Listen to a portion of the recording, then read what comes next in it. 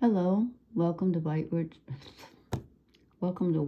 Birch Tarot and Astrology.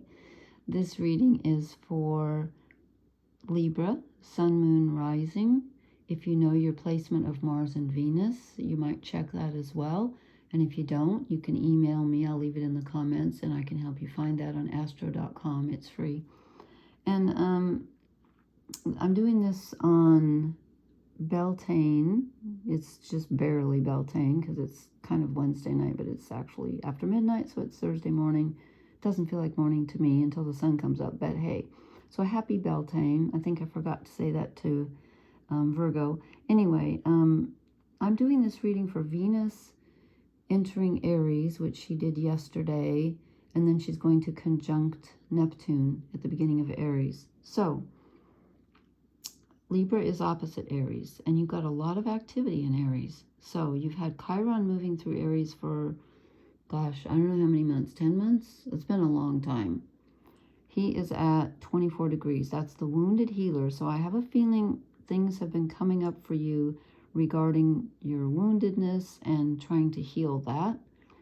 And now you have a lot of things, other things that just moved into Aries. So Mercury's been in Aries for a while, a couple of weeks. He's at 15 degrees. So if you know where your planets are, if you have anything, give or take 3 degrees, either direction of 24 or 15, there's Chiron and then Mercury. Mercury's your thinking, your thoughts, thought process, and to a certain extent, how the things that change you in your life, because he's the psychopomp. He goes down to the underworld and then comes back up. He's the only god that can do that. So he's pretty special. And then we have Venus just moved into Aries yesterday at 0 degrees, and I didn't check tonight. I still got last night's chart, but she could be at 1 degree, but she's at the beginning of Aries. So if you have anything there, it's opposite you in Libra. And Neptune is at 1 degrees Libra, just moved in a few days ago. So Neptune is now opposite Libra and will be for like, what, 7 years or something like that? What's 7 times 12? Yeah, about 7 years. So there's going to be some changes, I would expect, in your life, and self-identity changes, perhaps some disruption to your harmony, and also some change in some forward movement, I would think, with all this Aries energy coming in. So let's see how it plays out. You got a really interesting reading. I drew 7 cards because these two came out together. I was just doing 6. You got 1, 2, 3, 4, 5 major arcana out of 7. Now, how's that? That's a lot. No one else has gotten that. So you're going through some changes. Okay. So we start out with, these two came together. The star, which is great because this is giving you direction. The universe is giving you a direction. And it comes out with the Fool. This is the, what's it called? The wisdom of the, oh, come on, Lori. Kim Kranz, the Wild Unknown Tarot. I love this deck, but the cards tend to stick together, but they're beautiful. Okay, it comes out with the Fool. So there's something new that you're being asked to embark upon. I'm not sure it's a choice, and I'll show you why later. But you're being asked to embark upon something new with the 0 card, with the Fool. New cycle. And you're being given the direction, okay? That's really good, right? That's really good because we need direction when we start something new. Now, the next card kind of throws me because it's the 7 of Cups. Now, this could be the fact that Neptune is at 1 degrees of Aries opposite you. If you have anything in the beginning degrees of Aries, that's opposite Neptune, and that can cause some confusion. This card is the, I don't know which is up and which is down card. You know, that most of the cups are up, but one's down. We got the moon, we got the sun.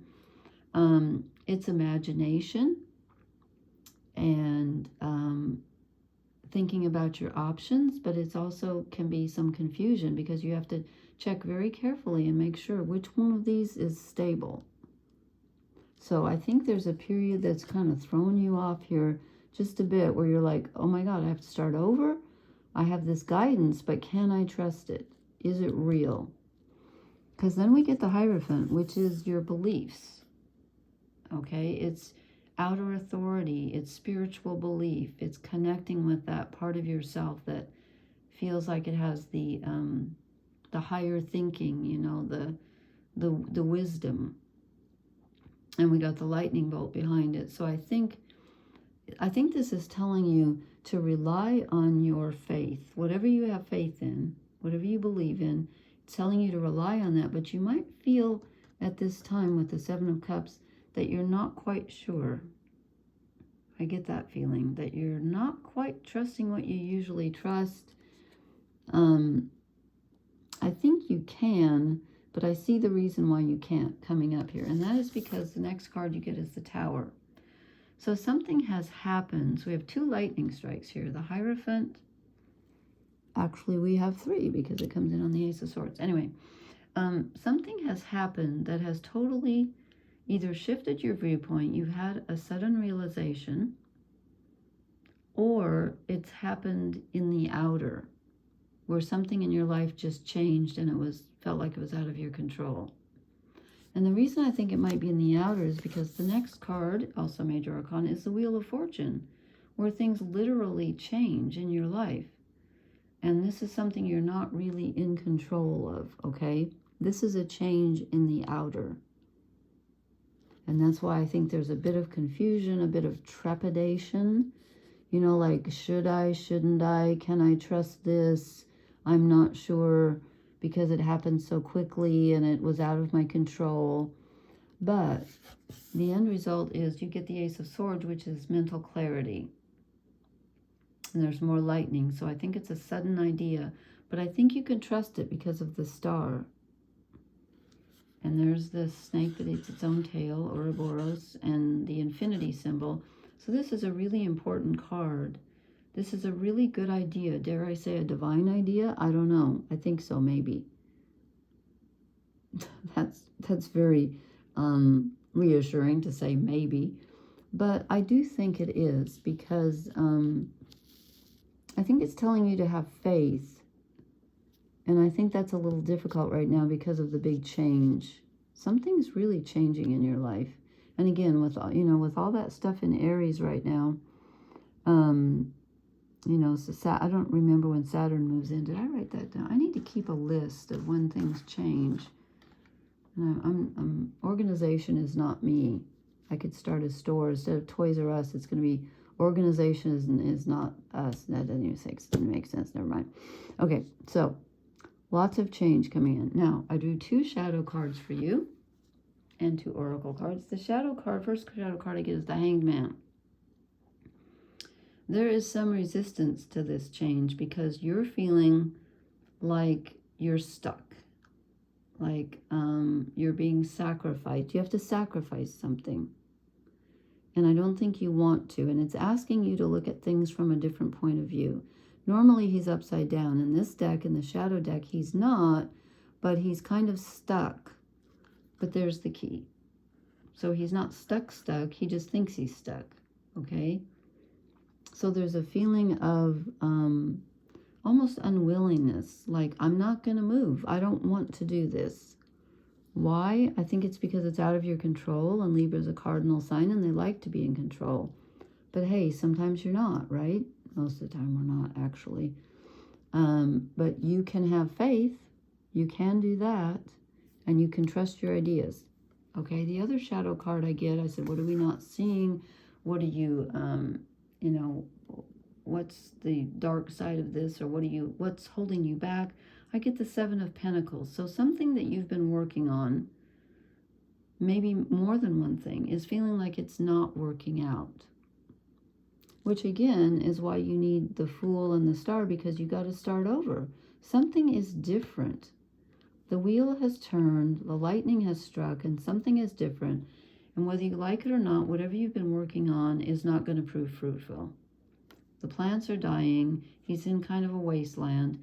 And he's looking around like, now what do I do? Well, you're going to be told what to do. But you need to trust it, okay? Trust your ideas. And then I drew you 2 shadow cards. And we get, the first one I drew is To the Sea, which is very Neptunian, as is the Hanged Man. The Hanged Man is Neptune also. to the sea. So you kind of have to trust here. You kind of have to surrender and go with the flow. It's important. It's important. And then we get the fates, which means that some things are out of your control right now. I'm going to grab the book for you. I didn't for the last couple signs. I forgot. Oops. We got 7 and 17. Okay, let's see if I can find this. Okay. Well, the keywords are being in flow, returning to source, recognizing how pieces fit together, a natural pattern of events. So this may not feel natural. It may feel disruptive, but it is natural. When external conditions appear to block every attempt to move forward, there is no hidden message for you to decipher. Like the ocean, the tides of experience ebb and flow. You are in a natural cycle, so know that things will flow again in due course. There is no cause for alarm. Stop resisting and fighting against the situation and learn to flow even when the tide is going out. Relax and trust in the abundance that will soon be within your reach again. An ancient mariner's saying applies to you now. When fishermen cannot go to sea, they stay home and repair their nets. Okay, that's what he's doing. He doesn't look like it, but he's taking a hiatus. Okay, and then 17 is the fates.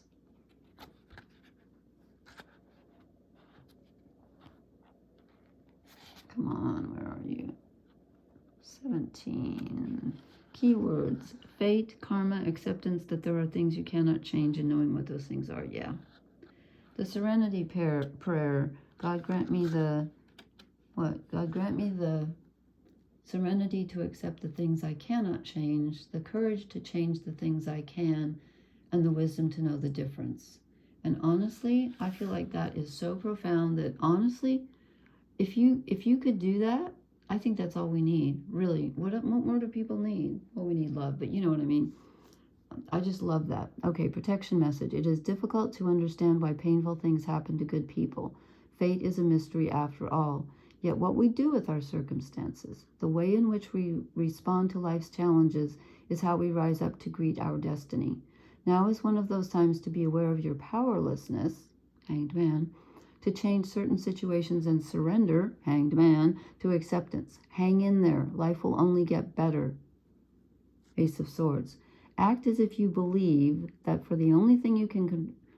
act as if you believe... act as if you believe that for the only thing you can control right now is your attitude. When you align with the fates, being mindful of what you can and cannot change, serenity will come to you. So they were thinking of the serenity prayer too. And this is having faith. The Hierophant is having faith, okay? So there you have it. Massive change for you, Libra. Go with the flow. It's going to be okay. Okay, please leave me a comment. Let me know how this energy is treating you.